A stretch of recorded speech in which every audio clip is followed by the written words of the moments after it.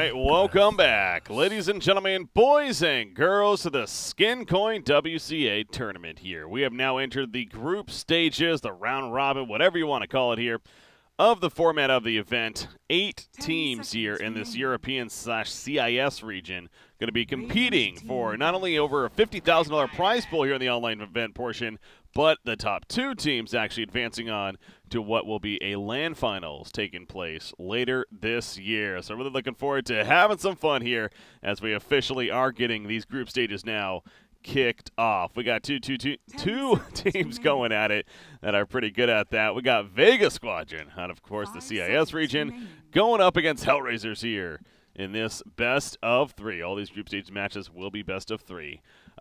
First things first, before we get too much into it, I do want to make a point of as well. Again, type !SkinCoin in chat for giveaway information that's currently going on, as well as you can go to skincoin.org. It's the latest cryptocurrency on the market, specifically for the esports world. You can actually trade it in for your cool Dota 2 skins, or even, of course, CSGO skins on top of that. So, anyways, we got this matchup here. I am BreakyCPK, and I do have a co-caster for this series now. I am going to be joined by TraLF.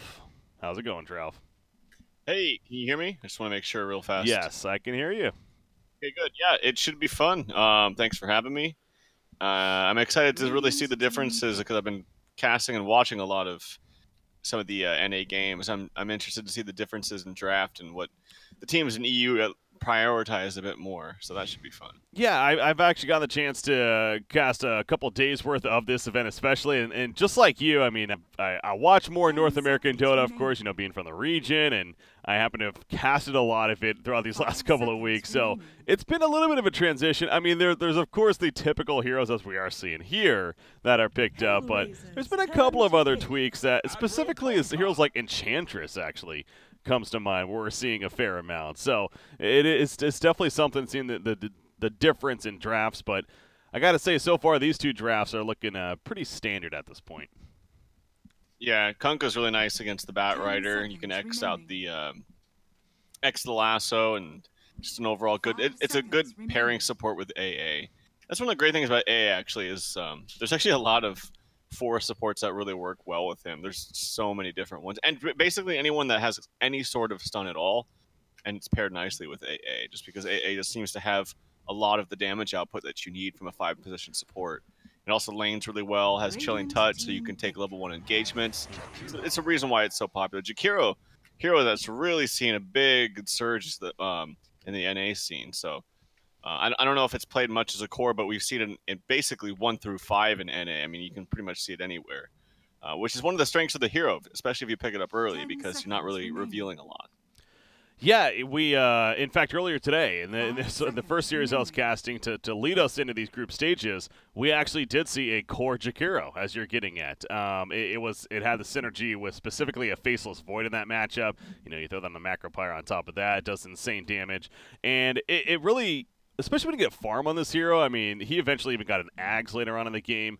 It definitely does show. So I'm with you, and for what we've seen, I mean, we really have seen this hero all over the place from position 1 to position 5. So a lot of value coming from it, and HellRaisers going to be picking it up here. I mean, you look at the draft they have so far. Again, there's really no giving away. That could still be a core, that could be a 5 support at this point. So we don't know yet. We'll have to wait and see what they decide to go with here.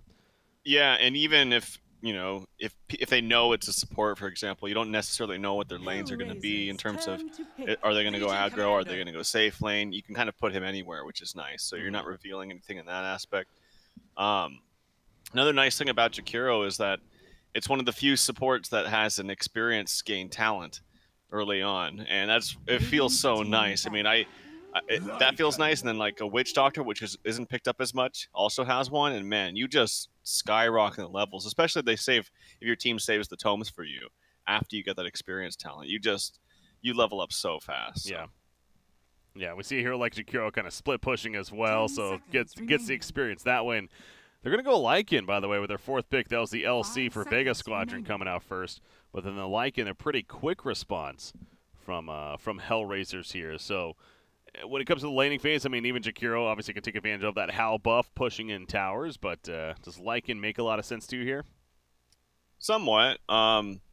I feel like Legion Commander is quite a strong hero against the heroes that HellRaisers have. They have now 2 different ways to kind of cancel this Bat Lasso. A really quick X if you're fast enough, which most of the time it can be a little bit dicey. You have to be really on the ball, and you have to kind of be in the right position, the right time. Legion Commander, it's a bit easier because it's kind of like instant, and that's just usually what you do as Legion Commander. But like against the Necrophos, it's a little iffy. Against the Boat Rum, it's a little bit iffy. Even against the Legion Commander, is kind of tanky.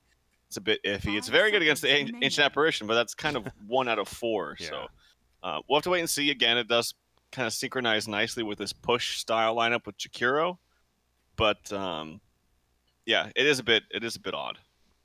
Yeah, that's what I was kind of thinking too, as you're kind of going over there and bringing up the same points I at least was thinking about when I asked the question. It feels like this isn't the strongest like-in game necessarily for HellRaisers, but they're going to try to make it work here. I'm guessing, of course, going to be in the safe lane for them, so we'll see how they manage at this point. I will say that generally any hero or any lineup that pushes really, really strongly, like for instance Jakiro Lycan that they have, when you have a really strong initiation hero, it just amplifies that push because it means that they have to position themselves so perfectly when you're up in their tower, and then now they have a puck to round things out with even more initiation. They have to position themselves so perfectly because they're going to be so scared of getting caught by a Bat Rider while their tower is being pushed. So they have a nice lineup in that respect. Yeah. Something we have been seeing actually a couple of times recently, and even just again in the earlier series, we happen to see it. Bat Rider matches up insanely well against a Necrophos, especially if they happen to be 1 versus 1. Bat Rider just seems like he can dive him at the tower, just a couple of sticky napalm charges, and there's nothing Necrophos can do. So I'm wondering if HellRaisers is looking to go for that matchup here against Vega. Yeah, possibly. I mean, they could easily go for a puck off lane bat mid. That's definitely an option for them. If they don't, I do fear a little bit that Necrophos will take off. So maybe that's one way to address that. And then the last pick, Sven here. That's kind of a nice last pick. That's a very strong hero that typically is banned out actually in the last phase. But okay, so we got a Sven here to round things out here for Vega. I kind of like HellRaisers lineup actually. I think they have a lot of push with some really, really strong initiation. And the good thing too is that because they're a push lineup, these supports are going to get more farm. That means a faster blink for Milan. Yeah. So, yeah, we'll see. I do favor HellRaisers draft just a tiny little bit, but man, look at the awesome skins on Vega. You can't ignore that. That Kunkka looks awesome. That Legion looks awesome. They actually all look really good. They've put some money into those skins, man. I still love that. I love that Sven one though. The big ass sword right there and the animation that is applied. So I've always been a fan of that Legion Commander set. It looks so cool to me, and I'm so envious I don't have it. Well, they win the skin wars right now, so there's a lot more to the game than just those skins. Maybe some intimidation, but no, there's not. It's that gives you the advantage, the edge. That's right. You can say that, I guess. God, I have this cursor bug, by the way. I might actually restart. It's not moving around. All right, we'll stick it. Or actually, I can't even move. Oh yeah, I have a bug right here, so I'm gonna have to restart real quickly. Okay. Give me a second. Step light. Well, there's a couple of smokes from both teams going on. Milan rushed down here. He does get his pop, so they know that he warded somewhere. They don't know exactly where. They're actually pinging out the incorrect spot, so they might actually get him to waste a sentry here. We'll have to wait and see. Yeah. All right, reconnecting here. Yeah, worth pointing out, I noticed people talking about it in chat as well. There are a couple of Kid, by the way, on HellRaisers over here. That is Sexy Bamboo, player that you probably recognize, just to clarify. And the Ryu is Aloha Dance, I'm pretty sure. So got a couple of even bigger name players here in this game again. Two, of course, solid teams. HellRaisers even a TI team, of course. That just is coming off of that last season here. That's where he was able to qualify for it. So back into the game, though. I mentioned the vision got down. Looks like they got that mid ward there. But is that actually blocking the ancient spawn here? Yeah, you know, that one and their ward down bottom, because it's like on that tree, I can't really tell if it's... I'm pretty sure it's blocking it, but okay. Maybe that's a strategic ward because, like, you're not going to get the vision below the tree, which kind of sucks, but maybe they put a sentry there and they're like, oh, don't see a ward. Huh, must Must be somewhere else. Yeah. Because it's kind of an interesting way to place it, but that really is. It could work. It could work out really nicely if that's their thinking. But no, they're not going to put the bat against the Necro. It is actually just going to be the standard puck mid, bat duel off lane. Okay. Along, he actually uses the block. I don't know if he did this on purpose, but he missed 2 of the creeps. So that's a little bit of I don't know. Yeah, I'm not sure if he did it on purpose. I don't know why you would, but yeah, that seems a little odd there. Feels like you would want to keep it blocked there all the way. But Kaiser, it's going to be somewhat pressure. By the way, a Sentry Ward was put down by Slayer here. It is in a range of that ward, but he didn't actually see it, I don't believe. So that ward, for the time being, is still accomplishing the Ancient block at least and giving some vision for the dire side. But man, Puck, he's feeling some pressure in this middle lane already. He got blocked by his own Earthshaker. Yeah. Just torn, no biggie. Yeah, that's pretty funny. That was a little odd right there. So he's going to place down a ward, though, as Kunkka, as they roam back towards the bottom lane now, as Bat Rider is going to be engaged. The cold feet is up. That could go off here. Yes, he's going to be frozen up. Nice block by Earthshaker. This one works a little better, as he'll keep Aloha Dance from running him down at this point. So Bat Rider going to be fine. The torrent misses. Sven actually has no mango or no clarity right now. Yeah, I do have 2 clarities onto the Ancient Apparition that he can give one to him, but kind of sucks in the laning phase. You usually do see at least 1 mango here for Sven, but we'll see how this lane goes. This is really nice for Bat, having the lane pushed up to his tower. He's level 2 now. Very, very good laning. Oh, just a casual stun coming out from Earthshaker. Very, very interesting. Interesting stuff. It's got that mana to use, man. Got those clarity potions. Right. Let's to make use of it, I guess. That one's going to be taken off, actually. I've been noticing in the top lane, J4 up here. He's going at it with LC, of course. 3-3 on the Lycan and trying to open up free far for him. Bottom lane, though, again, there's another block. Sticky Napalm charges are adding up. Warcry activated. There's that stick charge, though. A lot of those stick charges going to be used. And he's going to keep on running. But again, with the Sticky Napalm charges on top of him, he can take some good damage here. But it's not going to be enough for the dive. And now Torrent, if this hits... Oh, it's not going to be a kill, but it actually hit both of them right there. The cold feet comes out. That is going to be first blood on a Bat Rider. Hell of a torrent. Hell of a torrent indeed, man. If it hits both of them. Yeah. Nicely done by Slayer. I think he's 2 for 2 now as he starts dancing and singing and running away. Fun animation. Has a good time here. Yes. Jakiro's making his way all the way back to base, actually. Jeez. He's going to get some regen. I wonder if he's going to look to port elsewhere. Does he maybe come to the bottom lane to try to help out this, or I don't know if he really do that, though. Yeah, I don't know. It may be. This Legion Commander seems to be doing very, very well. Already has boots. He's proccing a lot up top. 3/3 is forced to use his Howl. He's taking tons of damage. Couple more auto attacks if he gets maybe a proc here. He does cancel the salve. He salves himself and gets a solo kill. Yeah. 2v1. Afterlife having a blast up here in the top lane. And yeah, this top lane's a disaster. He needs to move elsewhere than Jakiro. Maybe they get a kill bottom with 5 stacks, 6 stacks now in the Slayer. But no, they can't even find that. So the laning stage going very, very well here early on here for Team Vega. Yeah, that was the moment of courage. Brock coming out there the last second too, as you're mentioning. And the Orb of Venom, though, clearly doing a lot of work as far as allowing him to run down and trade auto attacks with this Lycan. So even with the Howl, not enough. It is going to be nighttime soon, so the Howl will be doubled up at least in favor of the Lycan. But back to the bottom lane, Warcry is active from Sen as a dual breath comes out. So, yeah, I mean, Jakiro comes down here, as I was just asking that question, to try to help out of the bottom lane. And ideally it will, I guess, but this means you're leaving the Lycan solo against the LC, and now with that death on top of it, I wonder if they're kind of regretting this decision right away. I'm sending Jakiro down here. Yeah, well, if he can't lane up there, he's taking just more punishment. But it looks like Afterlife wants to stay up here as long as possible until the 5-minute shrine comes up. He probably doesn't want to go back to base, but he might be forced to. He's really got nothing at all. Yeah. So he will have to, I think, heal. Maybe grab a TP from a buddy. But if Jakiro can't lane up there, actually hold that thought, kid. Get stunned out. Also cold feet procced again. One more auto attack and the kill will go to Sven. So 3-0 start here for Team Vega. But yeah, in general, if you just can't lane somewhere, you can't kill their hero even in the safely, even if you feel like you're supposed to. You need to find somewhere else to move. There's just no point in leeching the experience. So I do agree with his movement down there, but maybe I don't agree. Maybe Earthshaker should have started top or something if they predicted maybe they'd have more difficulty in the safe lane. Yeah, and go ahead. I was just thinking, how at least is Puck doing mid? That's what I was going to get at as well. I mean, he's he's losing. he's he is. trying, but G is dominating really this matchup here. His bottom lane, by the way. We're diving back in. The Fissure on the wrong side. It does kind of block out. They still might get kills out of this. The burn on Slayer.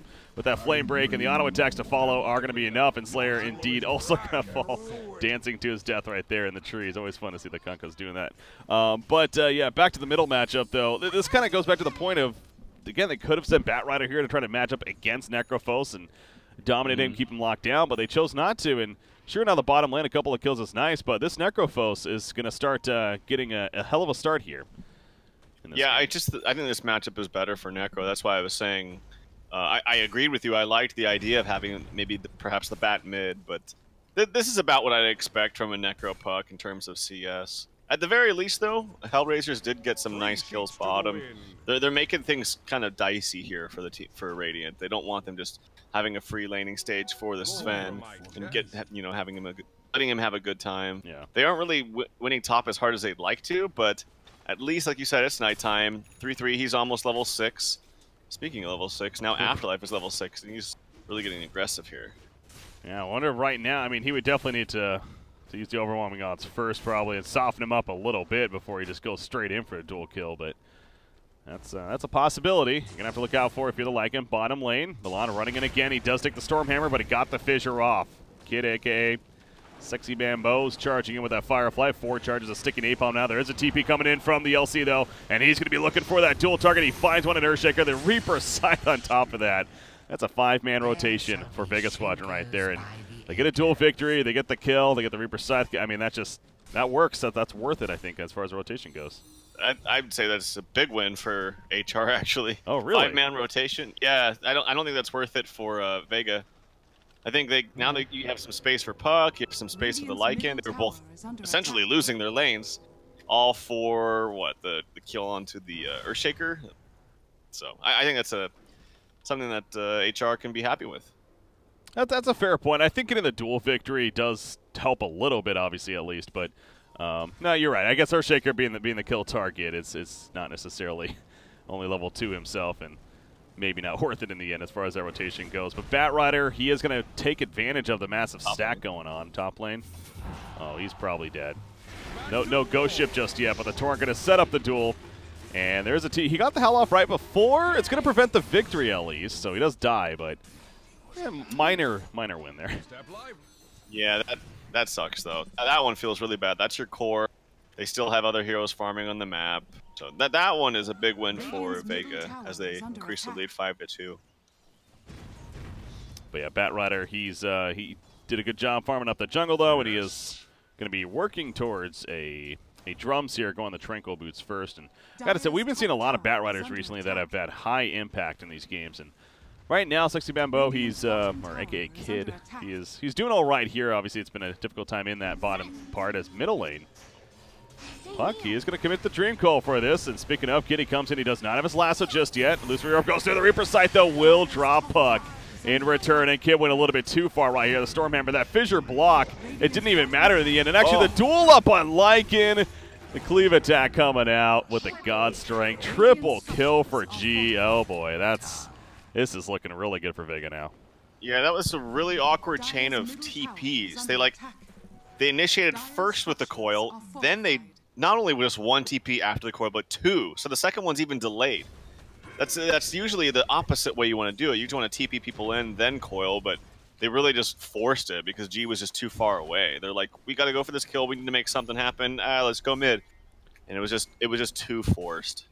And Vega were already, man, good start here for Vega. Yeah, that really puts them a nice gap ahead now. Just over, it's around 3,500 lead even at this point at only 9.5 minutes. That's a decent net worth lead. In fact, the top 3 net worth heroes in the game all belonging on their side, including this Necrophos. They continue to look back at that in the matchup, and he's already got the Veil. The Forest Staff now even queued up. 4G right here. So Kaiser's actually going to Veil himself as well, trying to amp his own and his team's damage here in this earlier game. But what is Lycan going to need? As I say this, he does have the Necronomicon queued up. I don't know, personally, I've just never been a huge fan of the Necro build. What about you, though? I think in this game you kind of have to get it. He's behind a little bit. They have really no plan B. I mean, you look at their heroes; they have no hard carry that can really match up against the Sven Legion Necro. In the late game department, they are just so far behind from Vega. And that being said, looking at the early game and how devastatingly bad it's been, I don't think he can afford to go for any kind of different build. He's got to go for an all-in. I say all-in, but you know what I mean. They have to end kind of early. Yeah. They do have Jakiro. Maybe when they get some core levels, they can do it. I see some TPs coming mid. Maybe it looks like Vega want to do something and HR want to respond. But I think this game, Necro's kind of imperative. Oh, Torrent. Just barely misses Kaiser. There is an X here, but it's going to be kind of awkward onto a puck. Doesn't really do too much there. And again, he's only level 4, and as he hits level 5, actually, I believe he used a tome right there even. So he's 5.5 now. Doesn't have the ghost ship though. You know, speaking of Kunkka, I played Kunkka last night into a long game, and I got 25. I ended up being support. But have you ever seen the Torrent AOE talent? Oh, hold that thought. As Kid, okay, Bambo looks like he wants to go up top. He actually does get the lasso, but no one's really around, and he's just going to TP out. HR really looking kind of weird here in the early stages of this game. But anyway, on to the important stuff here, Breaky. Yes. Have you seen that Torrent talent? It is insane. I have not actually seen it come into play, honestly, because we really never see level 25 Kunkkas, and they don't usually go that, would they? I mean, it's that, and then the magic resistance. But I venture to say that late in the game, you probably have a BKB. You don't. I mean, yeah, the magic resistance is nice, but God, that Torrent AOE looks crazy. Yeah, it's so cool looking. It's especially with this model. I feel like it's even bigger than it really actually does. But I feel that way too. Yeah. So that's now that would be curious to see. I haven't checked it out yet though. But if this happens to go really late, maybe Slayer will give us that observation here, but probably not. But I could imagine how that would be a strong tool for setup, especially into something like the Stormhammer Greater Cleave coming out from. Absolutely. Sven here would be absolutely huge. Don't think he'll get it this game, but you know, one can dream. AA Blast coming all the way up top. Not going to find anybody. They're looking for somebody. And we're very close to a blink already on this Legion Commander. This is an offlane Legion Commander against a Jakiro Lycan lane. He's got blink and 100 gold at 12 minutes. Has 2 dual victories under his belt. So he's having a great game here. Yeah, he's got the blink picked up now, and we'll see if he looks to make a play with it right away. I mean, you got to figure he is. He's no one really showing on the map right now. They do have some aggressive wards in the dire jungle, and he sees some people moving around, including the Batrider over here, who does actually have the drums now finished. Earthshaker's nearby, and Earthshaker has 1,000 gold saved up himself already with the arcane boot, so his own blink dagger is coming along at a decent pace, I guess. But 3-3, Hal ready. It is nighttime. That's a level 2 Hal here. But Afterlife, man, he's being patient. He's like, all right, somebody's got to come up here, right? If Earthshaker goes up. Ooh, maybe Batrider. God, they're so close. Is he going to poke it? You know, I think they scanned him earlier, so they almost, like, might know that this is what he's trying to do. And, yeah, it's not going to work. It's kind of interesting how he ran in and then drums, but they don't really have initiation to close the distance yet. There's no blink on him. There's no blink on Puck. Yeah. Let's go for the Veil, but yeah, it looks like HR just seem kind of flustered a bit. It looks like they feel forced that they could do something. Oh, hold that thought. Legion Commander does get a blink duel. I don't know if he's going to get the dual damage thanks to that howl there from 3-3. So at least, as you mentioned, a minor victory for them. And they are pushing the bottom tower pretty quickly, actually, with J4 having that level 4 liquid fire. TP coming in from the Legion Commander to maybe stall this a bit, but I think it's some good damage on it at least. Yeah, that's what Jakiro can do. Again, one of the many strengths that we've talked about is a 5 support. He's able to pressure a tier 2 tower that heavily before the response eventually comes out. So, but LC, a couple of duels where he's just barely missed the victory, but still he's won a couple, plus 20 damage as a result. They were pushing middle tower as well a little bit, but also just creating more and more space for the Sven to looks like he's going for just the next item, BKB, by the way. That's a ghost ship top lane. The Torrent hits on top of the ghost ship, and easy kill on a Batrider. Aloha Dance just comes in and take a couple thwacks and take credit for the kill even on a Kid there. So this is looking very, very scary here for HR. I mean, they like I said, they have no plan B with this lineup. There's no PA for late game. There's no Spectre. It's not like, oh, well, we're gonna lose the early game, but it's okay. We'll bounce back later. I mean, look at their draft. There's they're all early game. All of their heroes, even their hard carry. So, yeah, they're gonna have to switch something up here. Maybe get a blink on Bat, blink on Puck. That'll be their next big timing.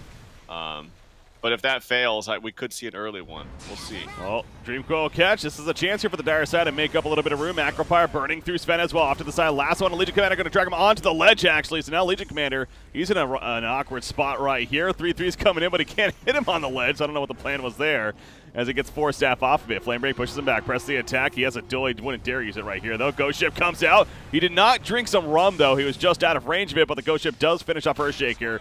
And it looks like, actually, LC makes his getaway in the end, as Batrider just was unable to keep chasing him. So only a 1-for-1 exchange there as far as deaths, but I got to think Vega Squadron, pretty happy with the way that ended, considering Sven and LC were both so low in life in the earlier part. Still spawning out this Batrider, get the X on him. They do have an ult from Necro if he wants to stick and change his treads, but he saves it for maybe a later time. And that's just sheer, like, we have so much more farm than you. The Necro at 15 minutes has treads, halfway to a relic, oh my gosh, full veil, magic wand, and a Force Staff. He was able to Force Staff his buddy off of that cliff and save him. I thought for sure LC was dead. I thought for sure he was dead. But with some fancy footwork and help from a friend, he gets out of there and ends up being a better exchange for Vega, believe it or not. Force Staff is such a good item, man. I mean, it's so much value, even in the very, very late game. Having a Force Staff for as minimal gold as it is, it's so good for just many purposes. Yeah, absolutely. So never a time when you don't want a Force Staff. Never a time. Yeah. I wanted to talk about the Lycan here for a second and kind of go back to that and looking at the draft more and more here, and it doesn't help their cause. It's obviously not working out too well, but my problem with the draft is that whenever I see a Lycan, I always like the idea of getting that synergy with the Howl buff, adding damage to those right clicks. And sure, in the laning phase, it's always going to be nice on really any hero.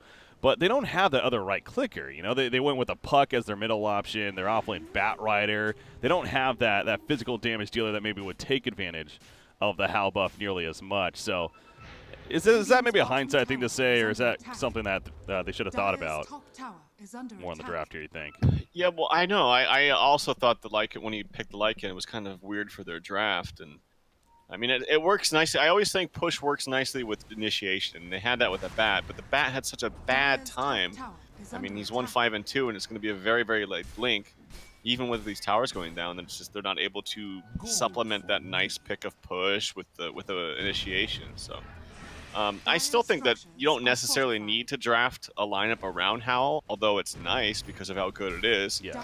You think of like a Night Stalker to extend at night, so you can use that Howl a little bit more. They actually saw that smoke. They pinged it out like a ton. And they had no vision, so they must have just done it right after they farmed a creep wave and just did it too soon. So a little bit of a awkward thing right there. They are going to push this high ground a little bit. They need to get something done. There's an AA Blast coming out. Spam out from LC. Nice spread out, though. Here comes the BKB Sven, though. 3-3, however, he's able to run. The Stormhammer was already used. And he's just going to shapeshift and run on out of there. By the way, Necrophos, his TP was stopped by Batrider. He actually lasted him at the top lane as they were trying to react to that. So it did make it a little bit awkward for Vega, but HellRaisers almost gets a tier 3 tower killed. So that's definitely a great push for them. We're just hitting the 19-minute mark. And they almost destroyed. And they used a 10-second BKB on Sven for nothing, really. So they're making this a scrappy game, and that's what they really need to do. They need to kind of force them around, force them to move. They know they're down. They just need to kind of get Vega to make some bad movement. Some overextensions, whatever you want to call it. The blink queued up on Sven, though. Going to really help with that mobility. As always, the issue with the hero like a Sven is the not getting kited if you're going to be playing him. So being able to jump in the face is going to be a helpful idea. But Puck, he's sitting here at the bottom lane, waiting for an opportunity of sorts as somebody's rotating over too. That would be an Invis Earthshaker, who does have the blink now. But I don't think they're going to be making an opening here. I mean, Puck, he'll cut the creep wave and he'll TP out, actually. So, going to prevent the bottom tier 1 tower also from taking more damage and getting killed off here. But Necronomicon level 2 is now finished on Lycan, so he's working towards that level 3. So they almost have that going as well. And again, with the tier 3 tower being as low as it is at the bottom lane, this is an opening, but God, strength active. Wow, Sven really wants this tier 1 dead. Charges into it. He does. Well, my Macropar, though. Stop on him for a little bit. It looks like Milan wants to maybe set something up down here. I'm seeing pings actually all across the map. And they do still want to do something down here. They need a little bit more, and he also needs a creep wave on top of the hero. This level 1 Echo just doesn't really do much. I hear like a wolf pop, or like an ulti pop, I should say. Oh. Torrent actually hits him perfectly. Really nice. Oh. BKB activated. He might just TP out here, because he has no ultimate.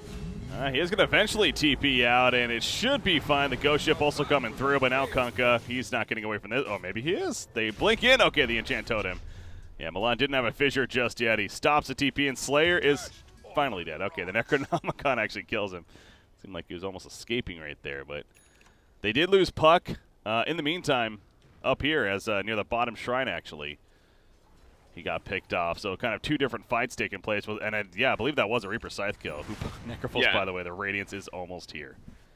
Jesus. Yeah, and the Shadow Blade on top of the Blink for just added initiation and escape for the Legion Commander. They do have a Blink now available to buy for the Bat Rider, and that's, I think, really the big timing they're looking for. It's just, Bat is just infinitely better with this item, and it's very, very late. I mean, you compare this to, there's nothing wrong with going drums, although there is when you have a Blink this late. I mean, usually you see the drums, it's the Bat snowballing and just kind of won the lane and can kind of pressure lanes with and farm a bit faster without having that Blink dagger. But when you're getting a Blink at 22 minutes, it's just, especially with the lineup that is very, very early game centric, it just doesn't feel that strong. Yeah. He has it now. They're able to do a little bit more in their team fights, and it'll be a bit easier. Also, another thing to go to your point is that Bat really thrives in the daytime, whereas you want it to be night for the added buff for Lycan, now that I'm thinking about that. So that's an interesting dichotomy there between the 2 heroes. Yeah, that is true. I guess it's kind of evens out in a sense, but at the same time, yeah, usually you want to have that synergy, if anything, coming out. But, yeah, so not a strong vision at night. He has the Blink at least, though, finally, and working towards the top lane, but there's no way that he's making a play up here. I mean, Necrophos, way too beefy, has that Radiance now finished. You also have Legion Commander with that Shadow Blade you mentioned. They're smoking into Roche. That Wolf is just about to die. Okay, no, I thought they were going to go Roche, but they're not. They're going to go for this Bat. On the top lane, the duel's put up. Will this be a victory? That's Lycan up here. There is Bat Rider nearby. The Reaper Scythe guarantees that kill, though. So duel victory indeed, and they got Bat Rider with the God Strength. Bottom tier 3, they're trying to take advantage, but oh my god, Kaiser's melting. Echo Slam comes out on his Sven. They do not have enough follow-up damage, I don't believe. He pops the BKB, and he's going right back in. Double kill for him. He wants more. He's going to get more. Jakiro's caught by the Stormhammer and the Blink forward. It's a triple kill for Aloha Dance. And again, in the case of just 1 by 1, they got picked up in separate places. They tried to take advantage with a tier 3 tower push, and Kaiser ends up being the sole survivor. Yeah, and you see this Echo just does nothing. I mean, first of all, he didn't even Echo next to more units on top of that Sven, but the level 1 just does pitiful damage. He just turns right on him and kills him. They didn't even kill that tower, so again, just further extending their lead to about 10k and rising about 11k. And I know I sound like a broken record, but this is an early game lineup here, and they are down 17-4 in terms of hero kills. So we'll see. I mean, Necro 3 is now up here for the Lycan. Seeing some pings up on a Vega or onto G, but he has Radiance. He has a Force Staff. He's very, very tanky. Milan jumps in, misses the stun, gets X turned on. Here we go with the Bat Lasso, though. The Rum is applied. Necro's never a good target to jump, and this is yet another example 5 million of why. You see Bat Rider is going to end up dying after it's all said and done. BKB God Strength combo coming out from Sven as he just turns in their face, and you see the Shapeshift Lycan. He's going to be brought back in, though. The Cleave just doing so much. Ice Path going down. I don't even know if it caught anybody, kind of forced him away, but the Blink in on the Lycan, the Shapeshift now is down. The Torrent will barely miss, at least 2-3 dodges that, but he can't dodge the X, and he can't dodge the Reaper Scythe. I think if you're HellRaisers, I was going to say, I mean, that GG well played is looking pretty ideal right now. And they throw it out, but Vega Squadron, man, they just come in and just tear them a new one. Domination. Yeah, and on the other side of the map too, there was a duel onto the puck. He didn't get the dual damage, but still got the kill. That was just a. I mean, you could tell they had an idea with their draft, but the lanes were just disastrous for them. I mean, they literally lost all 3 lanes. And most importantly, they lost their safe lane. That was the one hero they needed to do well. I mean, they needed them all to do well, but when your one position struggles like that, and you're in the hardest hero you have as a Lycan, you're in for a bad time. Yeah. Whether it was I didn't really watch the top lane. Unfortunately, we were kind of focused on the bottom lane, I think. But man, Afterlife just had a clinic up there. It's a very strong offlane hero. We don't see it all that often anymore. But if you have the right time and you get some lucky procs on your passive there, you can really handle some other melee heroes. And I don't know how effective Jakiro level 1 is against a Legion commander. He didn't even have his I forget what his W spell is, but he didn't have that until I think level 4 or 5 at least. So he was just proccing with that passive all the time and was able to just dominate that offlane. Yeah, he didn't even need to press the attack right there. The counter attack was doing plenty, and overwhelming odds, of course, adding up the damage there. He got that early kill, and it just kind of snowballed. I mean, LC finished 4-0-7 with 48 dual damage on top of that. And across the board, though, the Necrophos, as we kind of expected you usually do, if he sets up in a favorable lane, which in most cases is, then he can just really take off too. And again, across the board, Vega Squadron, dominating performance. If you're drafted for HellRaisers here game 2, think about perhaps having that safety net, if anything, into the later game, because that was all Vega Squadron there. But guys, we are going to take a short break. One more time, exclamation point SkinCoin in chat for the giveaway information. Also, skincoin.org, the latest cryptocurrency on the esports market. You can check it out and trade for your favorite Dota 2 and even CSGO skins on top of that. So, short break, guys. I'm BreakyCPK, joined by TraLFDota. We got game number 2, Vega Squadron versus HellRaisers. Stay tuned. We'll be right back.